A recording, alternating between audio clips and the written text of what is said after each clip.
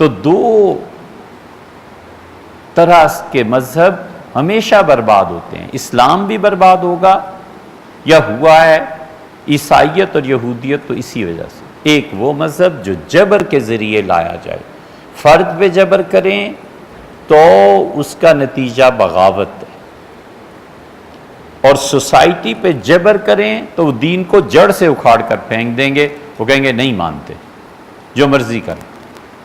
عیسائیت کی زوال اور تباہی بھی یہیں سے شروع ہوئی تھی. اور دوسرا مذہب جب قانونی اعتبار سے لوگ اسے گننا شروع کرتے ہیں نا، یہ قانونی اعتبار سے نہیں چلتا کہ یہ کرو یہ سزا ہے، یہ کرو یہ سزا ہے، یہ کرو گے اتنا ثواب ہے. امام غزالی رحمۃ اللہ علیہ نے بڑی اچھی بات احیاء العلوم میں تحریر فرمائی. انہوں نے کہا تم ساری چیزیں بتاتے ہو کہ نماز میں اتنی سنتیں، اتنے فرائض، اتنے واجبات، یہ کبھی یہ بھی سوچا ہے کہ خشوع و خضوع جو اصل دین ہے، وہ جو نماز کی اصل جڑ ہے، جو نماز اصل ہے خشوع و خضوع، اس کا کتنا حصہ ہے؟ ندیم صاحب، اچھا آپ ادھر آئیے، ادھر آئیے، آگے آ جائیں. زاہد صاحب آپ کی تشریف، معاف کیجیے گا دور ہونے کی وجہ سے نظر نہیں پڑی. آپ ادھر ادھر نہیں ادھر. تو یہ دو چیزیں، جبر بھی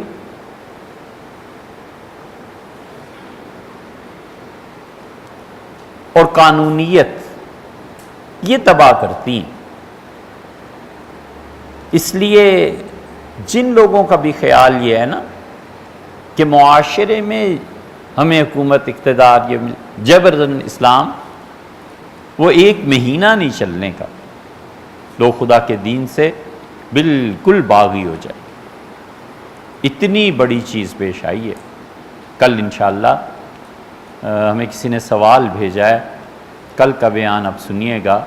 انہوں نے خلافت پر اعتراض کیا ہے، اور انہوں نے یہ لکھا ہے کہ وہ سنتے رہتے ہیں چیزیں، اور انہوں نے اپنی محبت کا اظہار بھی کیا ہے. اور انہوں نے کہا بس اس مسئلے کو بتائیں کہ سیدنا علی رضی اللہ عنہ کی خلافت کا اعلان غدیر خم میں کر دیا تھا رسول اللہ صلی اللہ علیہ وسلم نے، یہ خلافت کیوں حضرت ابوبکر رضی اللہ عنہ سے سقیفہ بن سعدہ میں چھین لی؟ انہوں نے کہا اس مسئلے پہ بات کیجیے، کل کریں گے انشاءاللہ. اتنی بڑی چیز پیش آئی ہے کہ یمن میں خالد ابن ولید رضی اللہ عنہ گئے، اور خالد ابن ولید رضی اللہ عنہ کا جو مزاج تھا، اسلام کی وجہ سے یا اسلام کی جو باتیں وہ کر رہے تھے، اس لوگوں نے نہیں مانا، لڑائی ہو گئی. حضور صلی اللہ علیہ وسلم نے سیدنا علی رضی اللہ عنہ کو بھیجا اور کہا کہ علی، لوگوں کو جا کے سمجھانا، اور ایک تو یہ انہیں کہنا کہ خالد کی وجہ سے جو نقصان ہو گیا ہے ہم اسے پورا کرنے کو تیار ہیں، اور دوسرے بڑی حکمت کے ساتھ دعوت دینا. خالد نے جو ان لوگوں کے ساتھ لڑائی کی ہے، اگر فرض کر لو آئندہ لڑائی کا موقع آ جائے تو خالد کو کہنا کہ تم امیر ہو، خالد امیر نہیں رہیں گے رضی اللہ عنہ. اس لیے اسلام کی ابتدائی صدیوں میں بھی جب لوگوں میں یہ مزاج پیدا ہونا شروع ہوا کہ جبر اور قانونی اسلام اس کو نافذ کرو، تو اس وقت اللہ تعالیٰ نے ایک پورا گروہ ایسا پیدا کر دیا جس گروہ نے اسلام کے حقائق کو سمجھا، اور انہوں نے ایک چیز شروع کی. ان کا اتنا بڑا احسان ہے کہ اگر انصاف سے کام لو نا، یہ دین ان کی وجہ سے بچا ہے.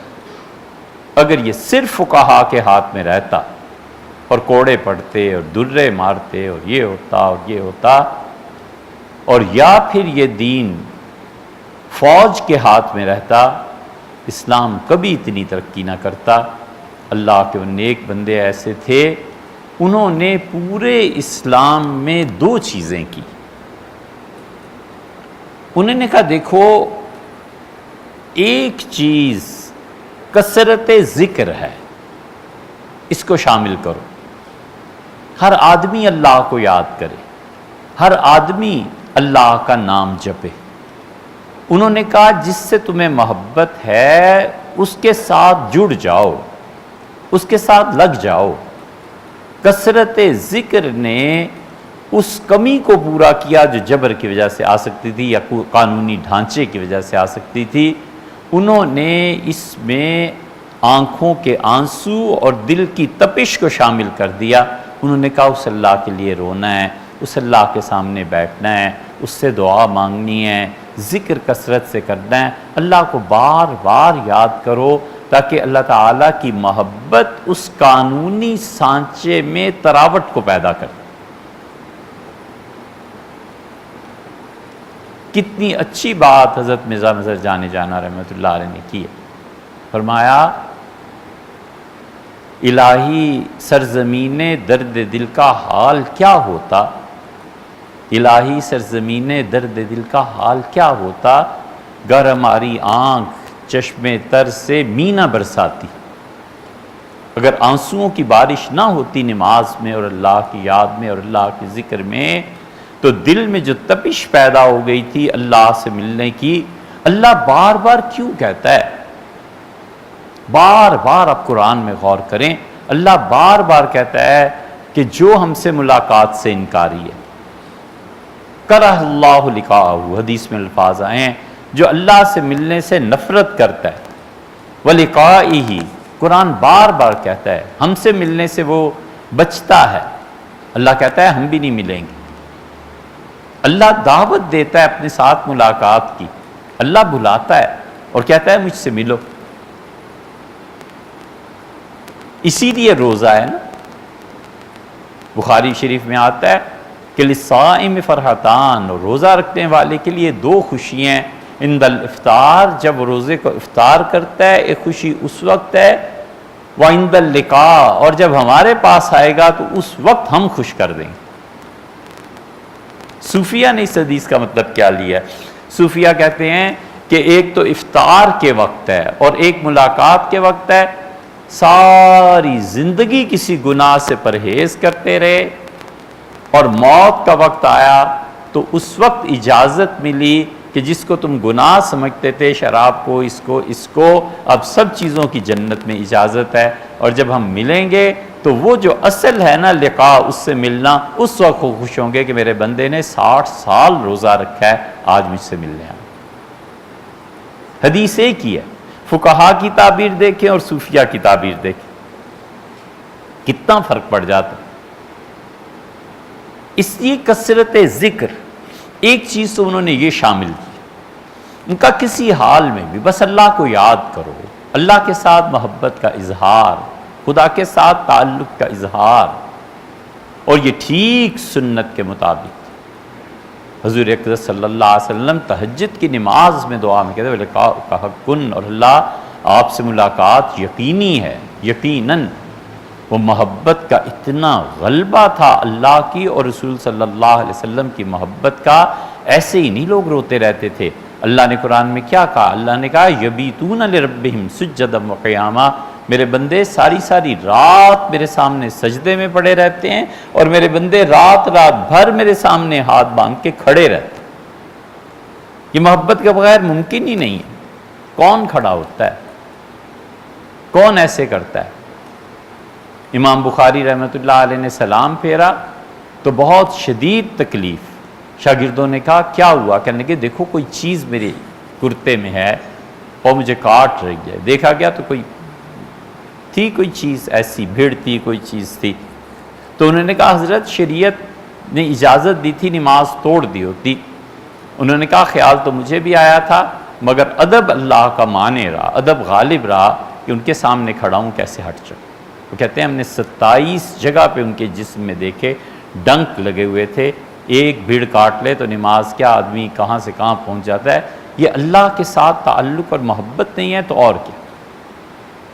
انہوں نے خدا کے ذکر کو, ان کا اس وقت یہ پڑھو, اس وقت یہ پڑھو, اس وقت یہ پڑھو, حضور صلی اللہ علیہ وسلم یہ پڑھتے تھے, حضور صلی اللہ علیہ وسلم یہ پڑھتے تھے.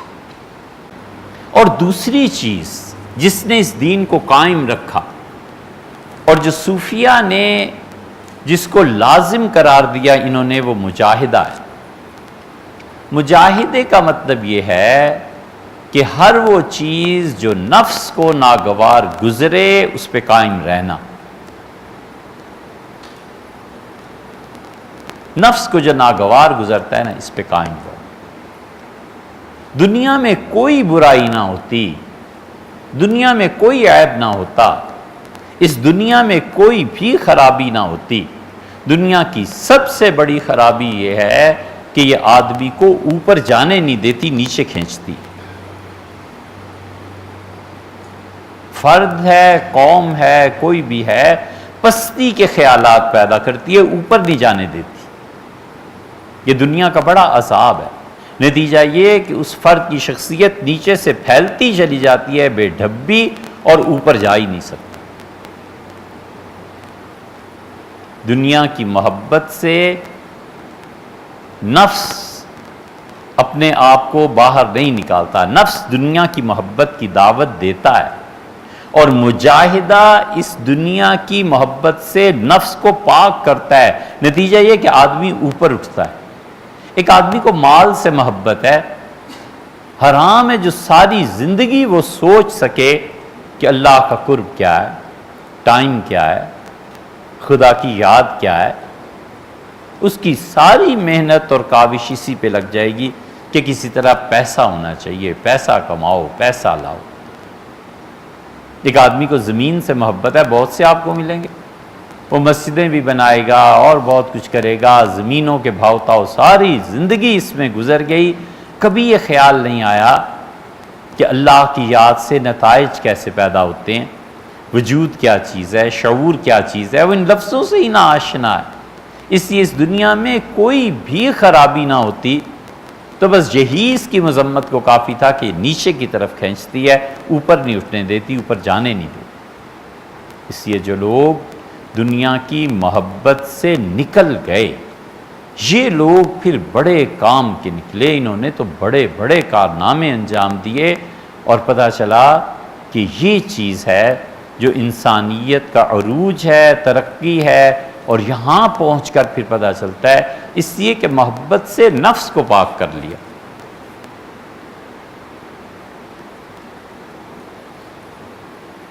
یہ دارالعلوم دیوبند کا جو قیام ہوا ہے نا، یہ اصل میں حاجی عابد صاحب رحمۃ اللہ علیہ کی فکر تھی۔ حاجی عابد صاحب رحمۃ اللہ علیہ کے متعلق لکھا ہے، حاجی امداد اللہ صاحب مہاجر مکی رحمۃ اللہ علیہ کے خلفاء میں سے تھے، لکھا ہے کہ 28 سال تک تکبیر اولیٰ قضا نہیں ہوئی، سفر نہیں کرتے تھے، کہیں جاتے نہیں تھے، فرماتے تھے نماز کا کیا ہو۔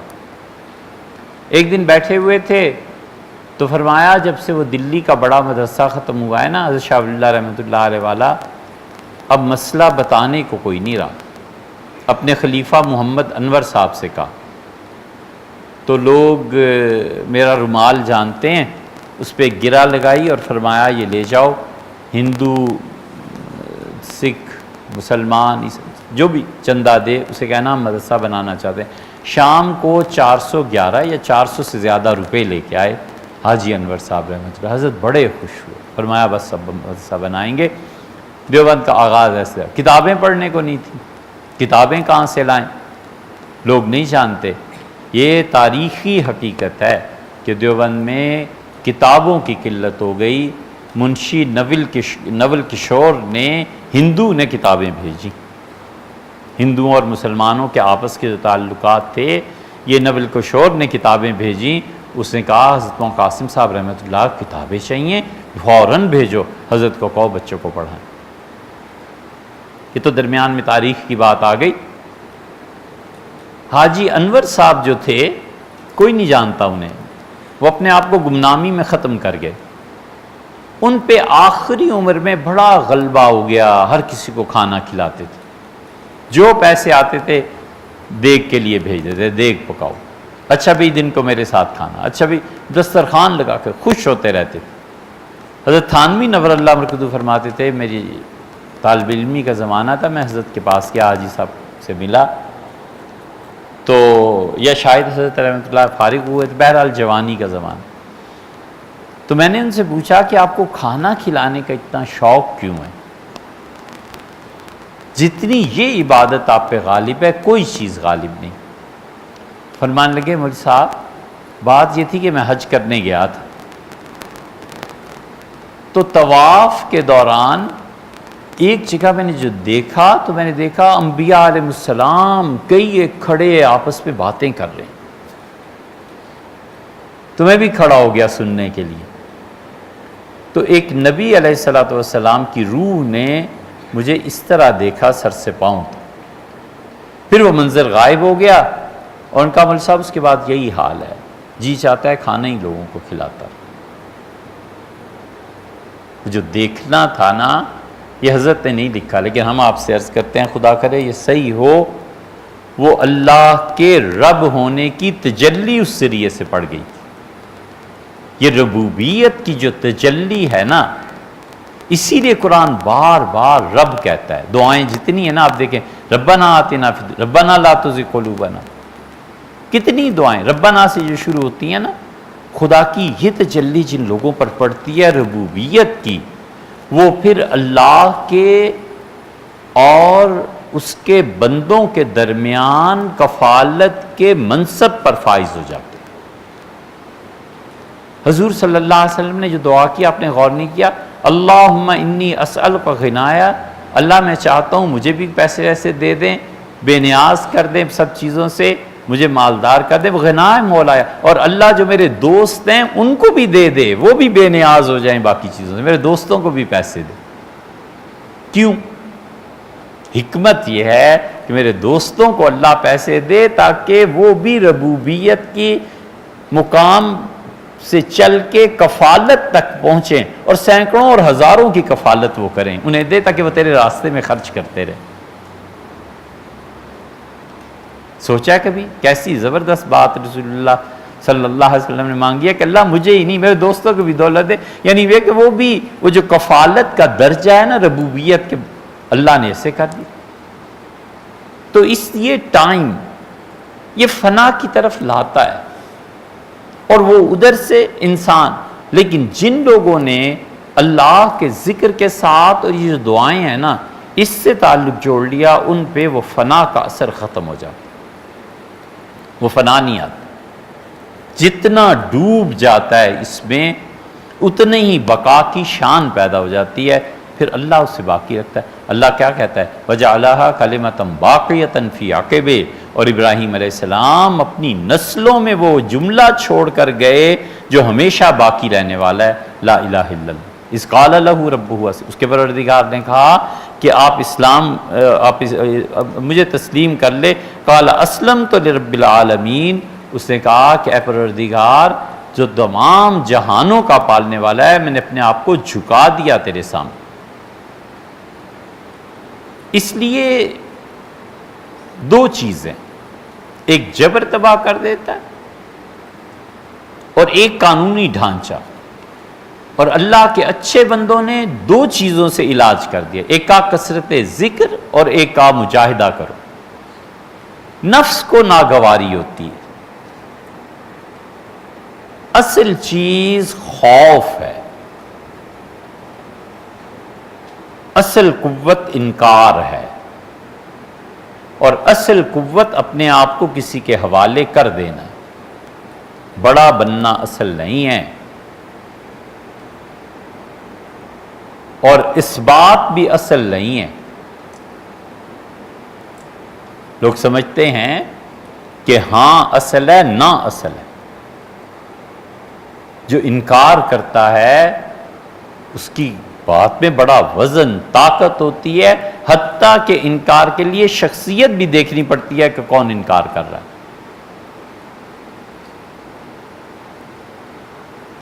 اور اسی طرح اپنے آپ کو کسی کے حوالے کر دینا یہ اصل ہے، اصل یہ نہیں ہے کہ میں بڑا ہوں۔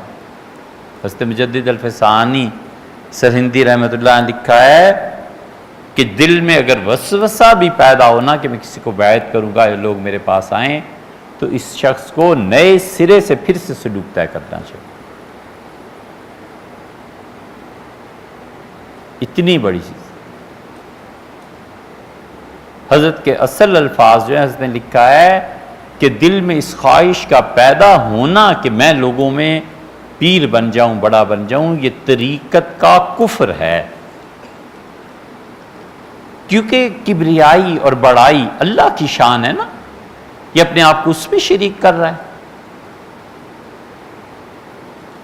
اسی طرح انکار جو ہوتا ہے اس میں بڑی طاقت ہوتی ہے۔